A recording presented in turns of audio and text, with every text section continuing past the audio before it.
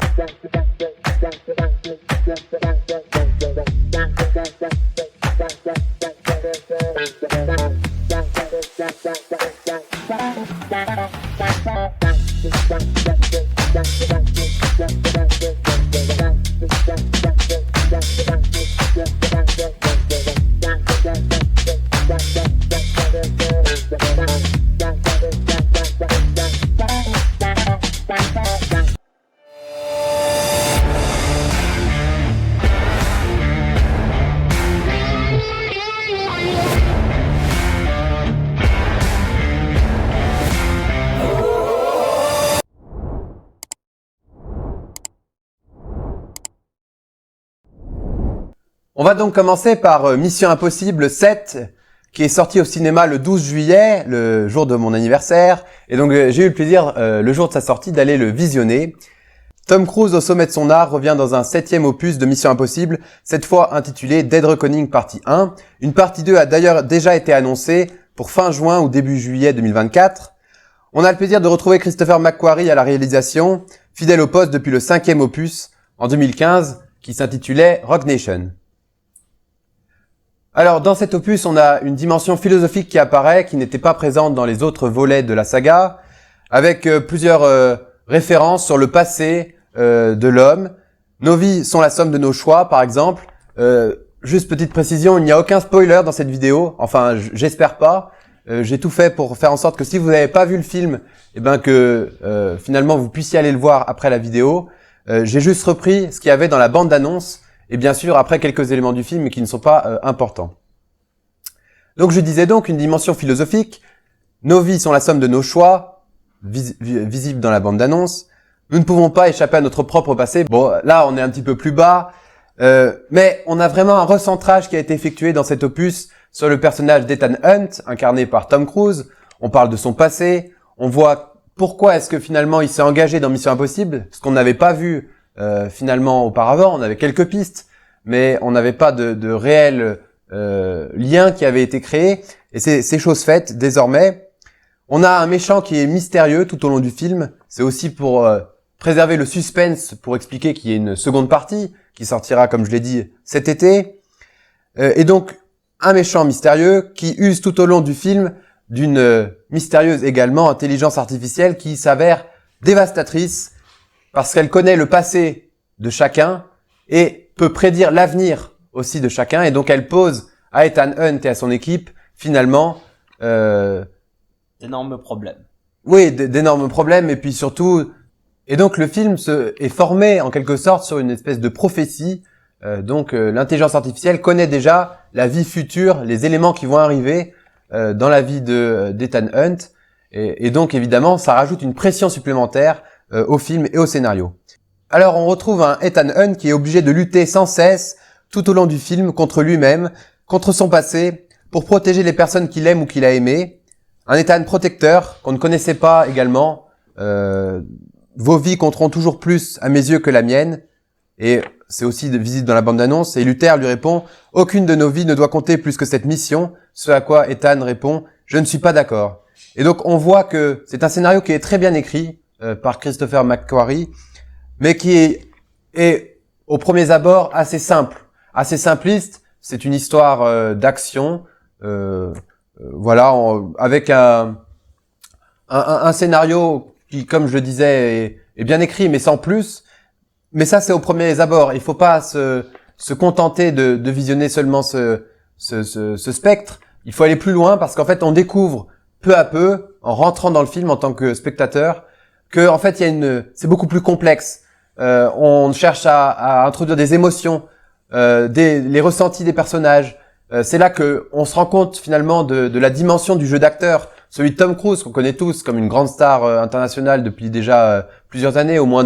Finalement, il y a tout un univers Mission Impossible qui s'est créé depuis la première mission, si on peut dire ainsi, avec Simon Pegg qui a développé un personnage qui est à la fois humoristique et puis aussi très réaliste des fois, ou le personnage de Luther qui est incarné par Ving Rhames, qui est présent depuis le début et finalement qui apporte aussi de la sincérité à l'œuvre cinématographique. Voilà, donc il y a pas mal de scènes qui sont attachantes entre les personnages, mais on ressent aussi une atmosphère stressante avec un suspense qui est préservé tout au long du film, parce que le film est un peu long, il dure 2h45, mais c'est vrai que à part quelques scènes qui auraient pu être raccourcies, en tout cas personnellement j'ai trouvé, je ne sais pas ce que vous en avez pensé, mais que c'était un film qui passe relativement vite. En tout cas, on voit pas le temps passer. Je sais pas si vous êtes d'accord avec moi, mais Oui. Je donnerai mon avis après, mais oui, c'était un bon. Oui. La longueur, moi, de toute façon, ne me dérange pas dans les films, donc ça vraiment pas. ok, alors on partage le même avis sur ce point-là.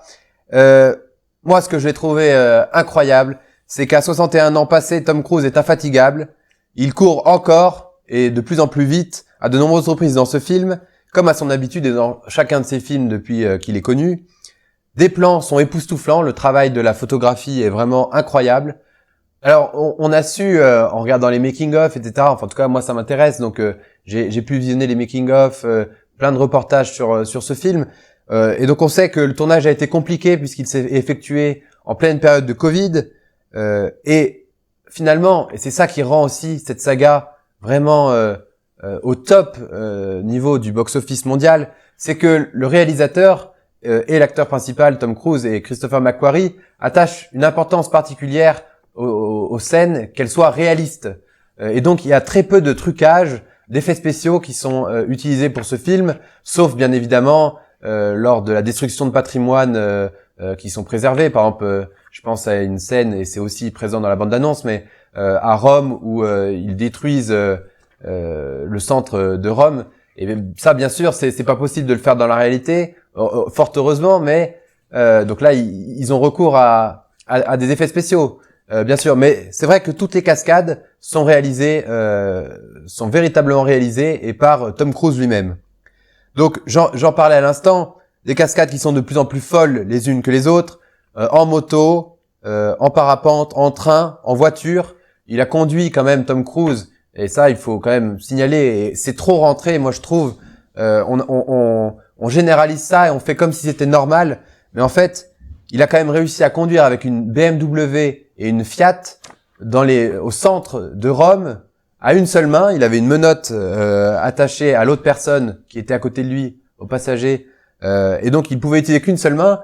Et l'acteur est quand même capable de réaliser des drifts au centre de mini-ruelles très très étroites, avec des murs qui sont classés patrimoine mondial de l'UNESCO des deux côtés, donc il ne fallait pas abîmer, avec cette pression supplémentaire qui se rajoutait. Et le gars est quand même capable de passer dans un trou de souris et de réaliser un drift à une main. Enfin, il faut quand même avoir des capacités assez impressionnantes pour ce faire. Ce qui, moi, m'impressionne encore plus, au-delà des talents et des cascades, c'est finalement le fait que Tom Cruise est capable en même temps de réaliser la cascade, il joue son jeu d'acteur, et ça c'était déjà le cas dans les autres Missions Impossibles.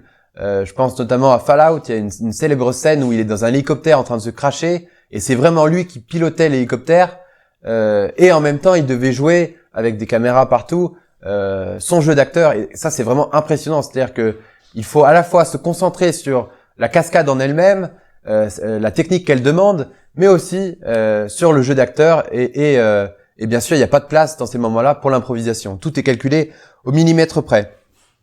Une des cascades aussi impressionnantes, c'est celle du train, et on peut la voir dans la bande-annonce, qui elle aussi a été réalisée pour de vrai. Ils ont vraiment craché une locomotive dans un ravin. Alors, pour la petite histoire, les producteurs étaient un petit peu tendus ce jour-là parce qu'ils n'avaient le droit qu'à une prise. Effectivement, on se doute qu'ils n'allaient pas acheter 15 000 locomotives pour les cracher toutes, parce que vu le coût financier et humain aussi, avec toute la technique et le personnel qu'il doit avoir derrière pour réaliser une cascade de ce genre-là, c'est vrai que on imagine bien qu'il ne pouvait la faire qu'une fois. Donc on le disait, mais Tom Cruise a réalisé l'un des sports les plus dangereux de par son imprévisibilité.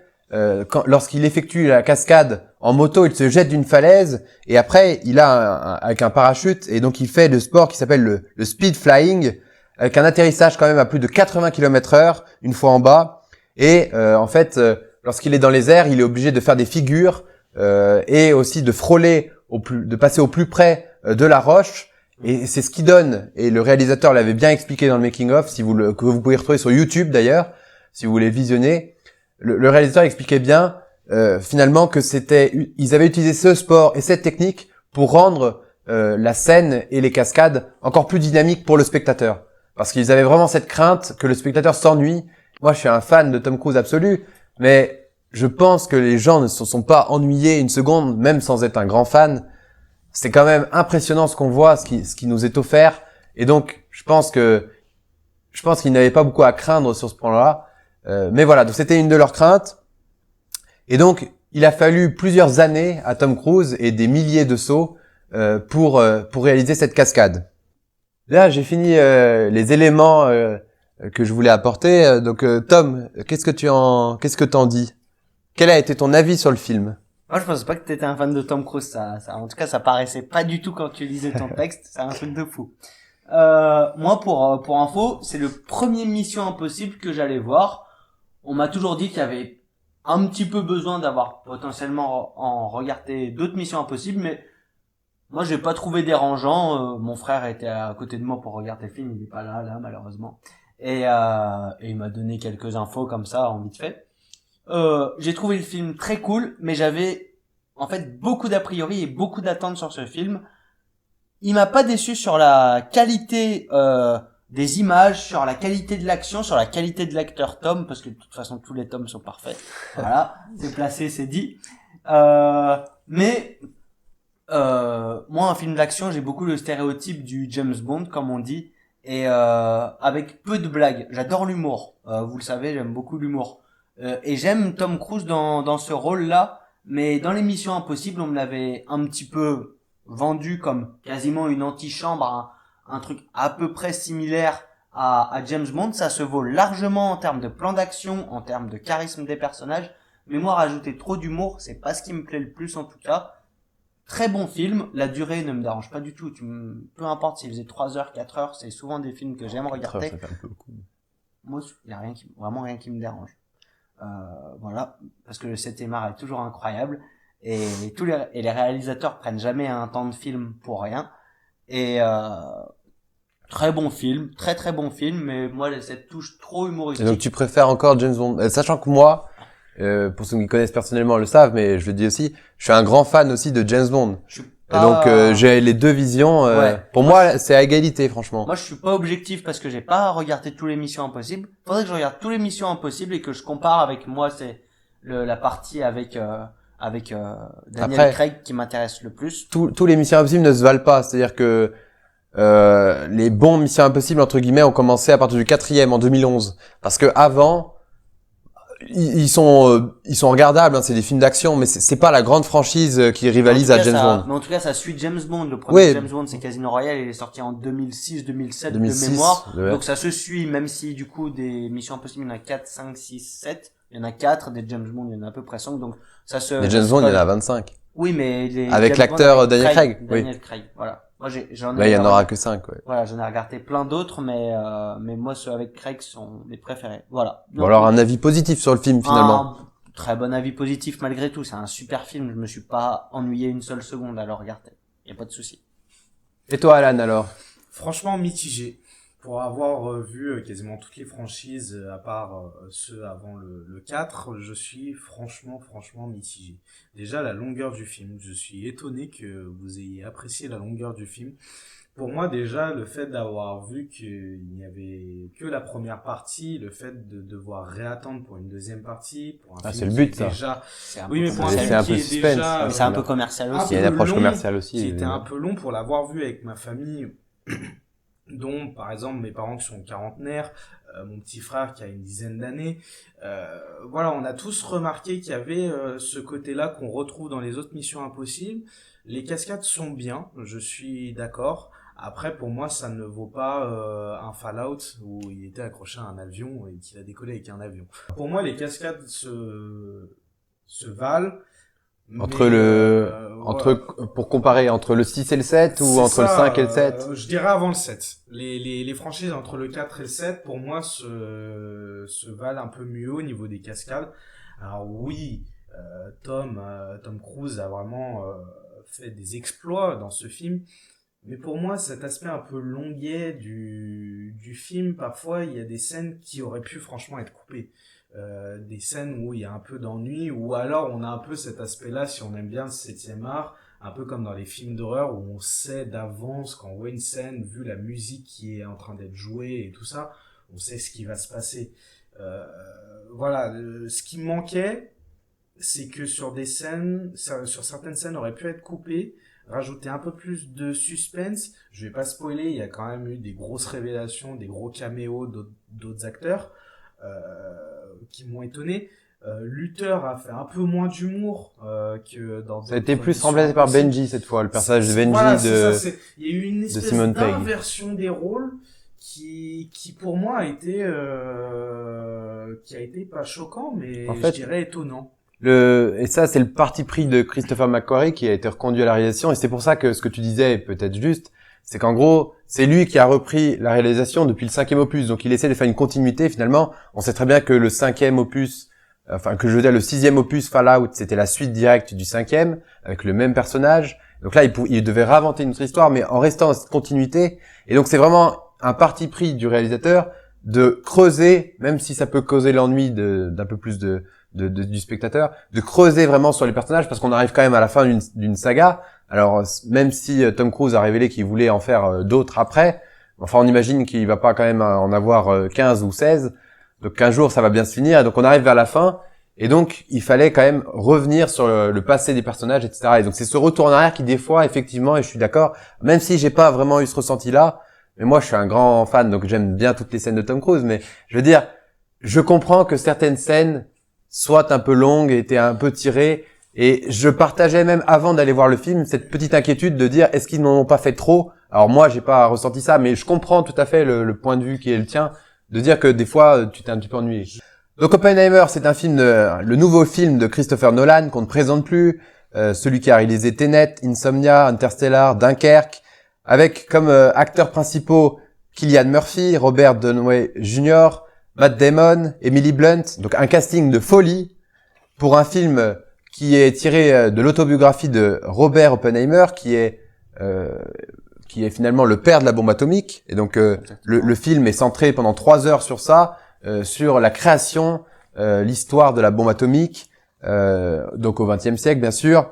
Et donc ça retrace un peu un point de vue historique, le lancement du projet Manhattan en 1942 par les Américains, en récupérant la technologie mise au point par les Allemands, qui voulaient, dans un contexte de guerre de Seconde Guerre mondiale, créer une arme capable d'atomiser leurs ennemis. Et donc les Américains ont eu une peur bleue qu'ils y arrivent, et donc ils ont récupéré leur technologie avec le projet Von Braun notamment. Bon, je vais pas vous faire un cours d'histoire, mais c'est intéressant d'avoir cette approche là dans ce film là. Et donc ça retrace tout ce projet Manhattan. La vie du scientifique de renom qui a créé la bombe atomique, et c'est pas finalement, j'allais dire, une vision sur un seul plan. C'est-à-dire que il y a plein de plans qui sont évoqués, même les regrets après, et on verra après au long du film, on va en parler. Mais les regrets du personnage et de celui qui a inventé la bombe lorsqu'il a vu ce à quoi son invention allait servir, parce que lui de base, il n'avait pas prévu que ça prenait cette dimension. Alors, 3 heures de film, je le disais, dont 2 sur la conception de la bombe et 1 heure sur la suite, après le lancement de la bombe, la suite avec les procès notamment. J'aimerais préciser, et là on n'a pas bien fait notre travail de journaliste, nous ne sommes tous les 3 pas allés voir Oppenheimer et nous allons essayer d'aller le voir très prochainement parce que c'est vraiment un film très intéressant.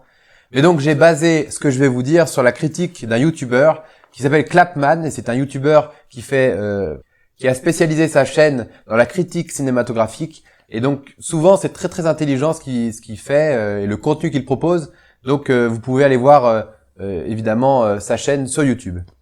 Donc tout au long du film, on a un certain dynamisme du montage qui arrive à faire garder le suspense, à faire ressentir véritablement l'appréhension et la tension vécue par les personnages aux spectateurs. Nolan a beaucoup joué sur les changements de temporalité, qui est sa grande marque de fabrique dans l'ensemble de ses films.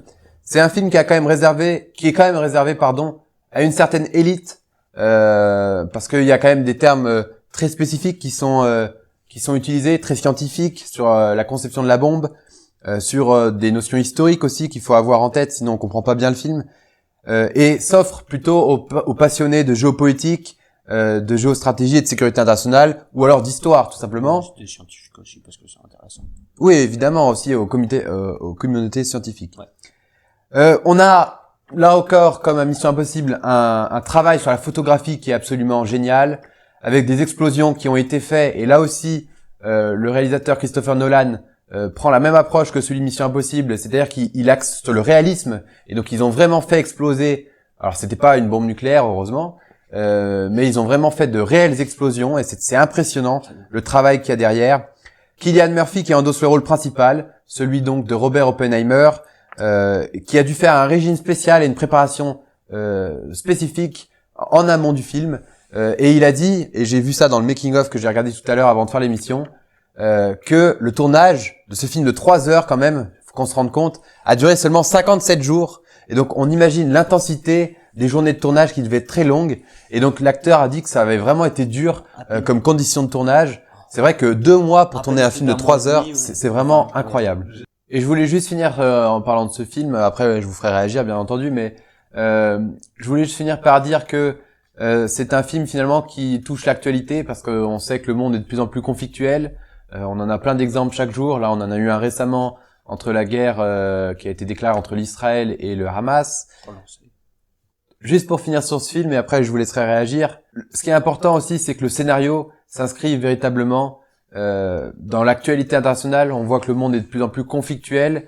Et finalement, la question demeure toujours, est-ce que la dissuasion nucléaire va permettre de préserver la paix dans le monde. Voilà, donc c'est vraiment une question d'actualité. Voilà, donc je sais pas, je vais vous laisser réagir, je sais pas ce que vous avez pensé. Alors on l'a pas vu, hein, je répète, mais qu'est-ce que vous avez pensé de la bande-annonce? Qu'est-ce que vous avez pensé des critiques qu'on a vues dans les médias? Moi, c'est mon ou un de mes acteurs favoris, Cillian Murphy. J'ai regardé, je pense comme peut-être nous, Peaky Blinders, c'est la série qui m'a le plus marqué. Et j'attendais ce film avec impatience. Je suis toujours pas allé le voir. C'est de ma faute. J'ai pas pris le temps d'aller le voir. Mais j'ai vraiment hâte d'aller le voir. J'ai vu la bande-annonce le jour de sa sortie. Donc elle est sortie sur YouTube il y a plus d'1 an et demi, du coup, presque. Et ça m'a vraiment choqué, en fait. Le film a l'air incroyable. Cillian Murphy est juste parfait pour ce rôle, en fait. Je pense. Et je pense que c'est un film qui me décevra pas. Tous des gens que je connais qui sont allés le voir m'ont vraiment dit qu'il était incroyable. Et en fait, j'ai hâte de le voir encore plus après ce que t'as dit. Ça m'intéresse beaucoup et le casting est en fait juste extraordinaire, quoi. Ouais, je suis d'accord. Bon, on va essayer d'aller le voir très prochainement alors, parce que c'est vraiment intéressant. Et peut-être que on refera un petit bout de vidéo sur la prochaine vidéo dédiée au cinéma pour justement revenir sur la critique une fois après avoir vu le film. Ça peut être intéressant. Ou un débat carrément même. Ou un débat sur la question de la dissuasion nucléaire. C'est vrai que c'est d'actualité. Tu as des retours à faire? Honnêtement, moi qui suis un féru de science, j'adorais voir ce film. Je suis d'ailleurs un féru de biopics. J'aime beaucoup les biopics, quels que soient les réalisateurs, mais Christopher Nolan, franchement, c'est un de mes réalisateurs préférés. En espérant un jour le rencontrer dans un festival ou quoi. Et honnêtement, c'est un film qui est très réaliste, comme je le disais tout à l'heure, déjà son casting, de par son réalisateur. En tout cas, j'aimerais bien le voir et je pense que je ne serai pas déçu et pas mitigé par rapport à Mission Impossible. On va maintenant parler de Equalizer 3 et j'ai repris pour cela la chronique que j'avais faite dans la première vidéo d'introduction. Equalizer 3 que je suis allé voir, je suis le seul à l'avoir vu, je crois. Bien sûr, réalisé encore une fois par Antoine Fuqua, le réalisateur français. Ce film Equalizer 3, il est sorti au cinéma le 30 août dernier et il met en scène pour la dernière fois, parce que c'est le dernier chapitre des aventures d'Equalizer, Denzel Washington dans la peau de Robert McCall. On l'avait vu dans l'esprit revanchard dans le deuxième opus, vengeant la mort de sa meilleure amie en tuant les responsables qui étaient par ailleurs ses anciens amis et ses anciens collègues à la CIA. Et on le retrouve cette fois-ci en Italie. Il est blessé. Et c'est pareil, il n'y a pas de spoiler, c'est dans la bande-annonce. Il est blessé au début du film et donc il se reconstruit, il est soigné par les habitants d'un petit village en Italie. Et donc il y a toute une partie du film qui est assez longue finalement, où il n'y a pas beaucoup d'action pendant au moins une demi-heure, 45 minutes. On se recentre, et là c'est aussi l'objectif et la volonté du réalisateur de faire un recentrage sur le personnage principal de Robert McCall. Et donc c'est un temps un peu long, où on voit la reconstruction de l'acteur. Et ensuite, deuxième partie du film, on a finalement Robert McCall qui observe que les gens qui l'ont aidé, le peuple italien, enfin la population italienne du petit village qui l'a aidé, qui le soutient aussi, et ben finalement, elle doit faire face à un problème d'ampleur qui est la mafia italienne, qui fait des ravages, qui pille les commerces, qui exerce des violences sans nom sur les habitants. Et donc finalement, lui, il regarde ça avec le vécu qu'on lui connaît, avec le passé aussi de tueur à la CIA, puis après, il vengeait les gens victimes d'injustice.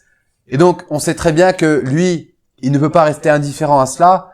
Mais le problème, et c'est toute la question du film, c'est que Antoine Fuqua, a joué là-dessus. C'est-à-dire que il a joué sur le fait que Robert McCall était plus le même qu'il y a 10 ans dans le premier opus, qu'il était plus vieux, qu'il était plus vulnérable, d'où le fait qu'il soit blessé. On se rappelle que dans les deux autres opus, jamais il n'a été blessé. C'était un mythe finalement, le mythe de Robert McCall qui ne se blesse jamais. Et là, on voit que le mythe est fini et c'est volontaire pour aussi apporter un peu de réalisme au film, de dire que cette fois il est vieux et donc il est plus vulnérable entre guillemets, même s'il y a quand même un aspect mythique qui est mis en avant, ça c'est indéniable. Et donc pendant toute une partie, il assiste impuissant, il ne peut rien faire à ces scènes. Et ensuite, il se remet, et là, bien évidemment, je ne vais pas spoiler, mais on retrouve le McCall qu'on connaît. Et donc, dans ce film, ce qui m'a un petit peu touché, parce que j'avais eu les deux autres, je suis aussi un grand fan de Denzel Washington, et de ce qu'il nous propose généralement, mais quand je suis sorti du cinéma, j'ai eu une impression un peu bizarre, un peu particulière, parce que je me suis dit, en fait, à la fois, on a un film qui est très très violent dans ses scènes d'action. C'est vraiment encore plus gore, plus trash que ce qu'il nous proposait dans les autres films. On voit que les Robert McCall tue les gens avec encore plus de cruauté, avec encore plus de les gens, enfin les images sont vraiment presque poignantes, et puis c'est vraiment un cinéma d'action très très poussé. Mais en fait, paradoxalement, ces scènes d'action, elles sont très rares. Il y en a quelques-unes dans le film, mais le film, pour autant, on ne s'ennuie pas dans le film. C'est-à-dire qu'il y a toujours un peu d'action, mais c'est vrai qu'il y a eu un recentrage effectué sur le personnage qui fait qu'il y a beaucoup moins de scènes d'action que dans les autres opus. Et donc, on peut ressentir ses émotions, ses craintes et ses doutes. Voilà. Maintenant, on va passer à la deuxième partie de cette vidéo sur le débat qu'on va faire un peu court parce qu'on a déjà pris beaucoup de temps pour détailler les films et c'était vraiment très intéressant, en tout cas, de le faire. Je sais pas, peut-être moins à écouter, mais en tout cas, à faire, c'était très intéressant. On va passer au sujet de notre débat. On avait choisi comme sujet, est-ce que le cinéma français est en perdition par rapport à ce qu'on a connu dans les années 80-90 aujourd'hui? J'ai pas d'avis là-dessus. Je rigole, c'est une blague. Je commence, je donne mon... Tu veux commencer? Moi j'ai regardé beaucoup de films français, aussi bien anciens que récents. Déjà factuellement, et depuis au moins 1 an et demi, je regarde plus de films anciens. Avant, je sais pas s'il y en a qui connaissent cette pratique. Moi, je trouve que sur Arte, ils diffusaient beaucoup de bons films français avec Belmondo, Alain Delon, des les choses classiques, comme ça. Et Lino Ventura, ouais. J'adorais. Mais maintenant, ça me botte moins. Je préfère m'axer sur la nouvelle génération. Je pense qu'on est tous d'accord pour dire que le cinéma des années 60, 70, 80, 90 dégageait un vrai charisme de ces films. Mais je trouve que au final, maintenant qu'on les regarde maintenant, c'est des films qui sont vraiment plus d'époque, qui feront pas le même carton qu'ils ont fait dans les années 60, même avant, que maintenant. Je prends un exemple concret sur Alain Delon, Le Samouraï, qui est un film que j'aime beaucoup, mais qui est très lent. Un film extrêmement lent, avec un scénario où il faut vraiment suivre le film pour bien comprendre, et même moi, à la fin du film, j'ai dû regarder des critiques pour vraiment bien comprendre le rôle du personnage, et le film était très lent. Je trouve, après réflexion, le film est bien, et tu aimes le personnage d'Alain Delon pour son charisme, et l'histoire est quand même bien, Mais c'était fait exprès, justement, ouais. Le scénario est bien monté, mais le film est trop lent. Il y a plein de films récents maintenant qui dégagent peut-être pas le même charisme, parce que tu peux plus mettre un film à l'écran avec des acteurs qui dégagent trop de charisme, on va dire. Oui, ils ont mis encore une fois un homme en avant. Pourquoi c'est toujours la même chose? Pourquoi ceci? Pourquoi cela? C'est pour ça qu'on peut plus avoir de grandes. Je suis pas d'accord. Maintenant. On pourra en avoir, mais c'est vrai que sûrement que les acteurs maintenant ont moins de charisme. Il y a quelques exceptions, je pense. On est d'accord, on n'est pas d'accord. Ah non, bah, je suis d'accord. Des personnes comme Omar Sy, qui, moi, je trouve, dégage quelque chose. C'est quelqu'un d'imposant, qui joue bien son rôle. Oui, mais par rapport aux légendes qu'on a connues, en tout cas, moi, personnellement, je mettrais pas sur un piédestal Alain Delon, Belmondo et Omar Sy. Il y a quand même un écart significatif. On ne donne pas les mêmes rôles, aussi. Tu compares non, mais bien sûr. Tu regardes une série comme Lupin, si on parle de manière générale aussi, film. Mais ils n'ont pas la même filmographie, c'est pas les mêmes réalisateurs. Mais le développement du personnage d'un Lupin de 2023 est largement à la hauteur d'un film comme Le Samouraï. J'adore cette référence, mais c'est peut-être un peu compliqué à comparer. Et encore, c'est quasiment des enquêteurs. Lupin, c'est un enquêteur à son rôle, et c'est très bien filé, les scénarios sont très bien filés, et je trouve pas nécessairement que Omar joue moins bien qu'un Alain Delon, par exemple. C'est pas jouer moins bien, mais c'est dans le charisme qui dégage, même dans la notion de célébrité qui a aussi, c'est pas vraiment comparable parce que ça a changé depuis les années 80. Mais ce que je veux dire, c'est que là, toi, t'as pris un film, Le Samouraï en l'occurrence, qui est volontairement lent.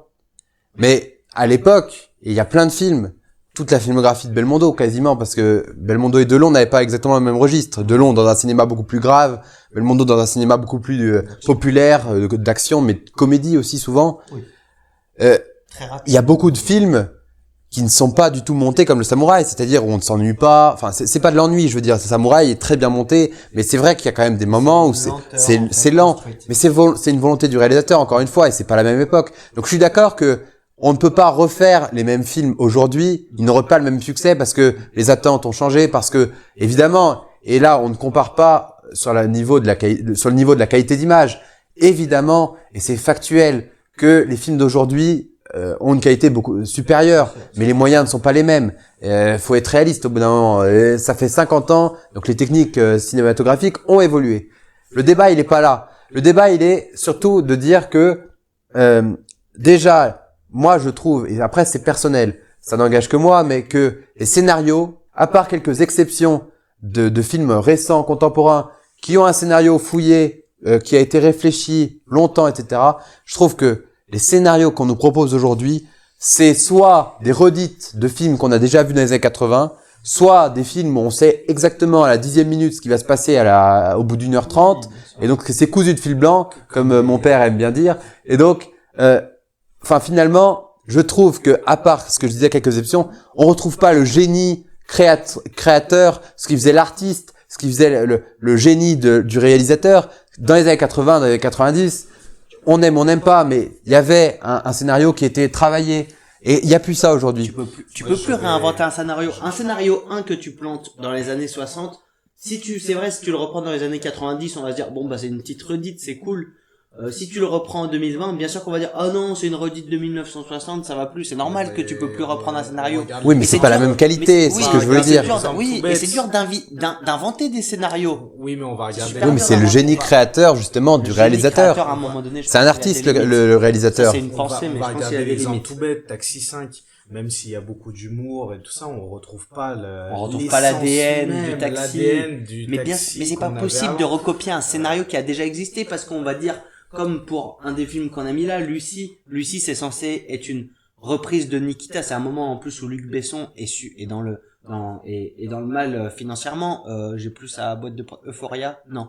Ça doit être un Europa, non. Europa a coulé après ça. Tu peux pas reprendre le scénario d'un Nikita. Nikita, elle a fait son succès parce qu'elle avait un scénario tracé. C'est normal qu'après Lucie puisse pas reprendre le même scénario. Et c'est dur de trouver des scénarios aussi bons. Moi, je trouve que c'est un petit peu dur de dire que oui, les scénarios sont trop de basse qualité. Et bien sûr qu'on arrive à prédire ce genre de choses.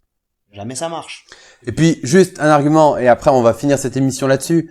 Mais je suis désolé, mais c'est vrai, factuellement, quand on compare les répliques des dialoguistes, Michel Audiard par exemple, et avec les répliques qui se fait maintenant, alors pareil, il y a des exceptions, des films ou des répliques qui sont cultes, mais il y a beaucoup moins avant, on avait des dialoguistes, c'était leur métier, ils faisaient des scénarios et des répliques qui étaient juste incroyables, qui sont restés dans les mémoires, et je suis désolé, mais quand un Lino Ventura vous regarde comme ça, et qu'en fait, après, vous avez un acteur contemporain qui essaye d'imiter un peu cette posture de gros dur, etc.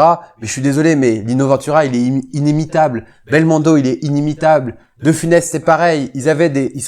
Pourquoi est-ce qu'ils sont restés dans l'histoire? Parce qu'ils ont réussi à se créer une personnalité, un jeu d'acteurs différent des autres, différent de ce qu'ils se faisaient à l'époque.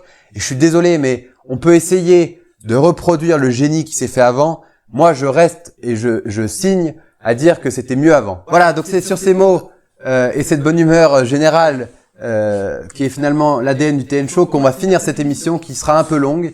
Mais c'est vrai que c'était intéressant pour nous, en tout cas à tourner, de revenir sur ces films en profondeur. On a pris de la hauteur sur chacun des films qu'on a traités, même si on n'a pas été bon élève, même si on les a pas tous vus, notamment Oppenheimer.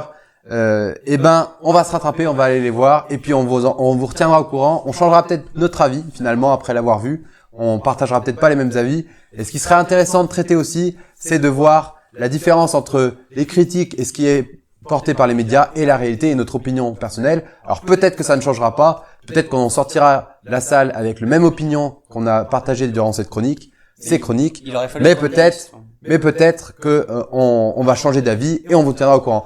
Merci de nous avoir suivis en tout cas. Vous pouvez vous abonner, commenter, parce qu'on lit tous vos commentaires. En tout cas, s'ils sont positifs, s'ils sont constructifs, ça va nous aider parce qu'on n'est pas professionnel. On se lance dans cette activité du TN Show et du journalisme. On est tous débutants. Donc voilà. Merci pour vos conseils. Merci pour votre soutien. Et à la semaine prochaine.